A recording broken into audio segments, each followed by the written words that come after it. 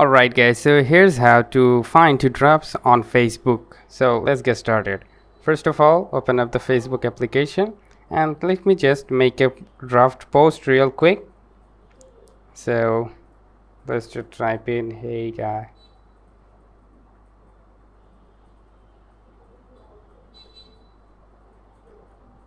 Alright, then you can simply go to back and you can see the save as draft option. So let me just save it as a draft. So after saving as a draft, you will probably see a notification in your notification panel. So let me just tap on the notifications, and if you just reload the notification, there you have it, you have a draft saved. So you need to tap on that, and then from here you can see the unpublished draft. You need to tap on that again, and then you can see the post that you make as a draft. So that's how you can simply find the drafts. So hope this video helps. If yes, please leave a like and have a very good day.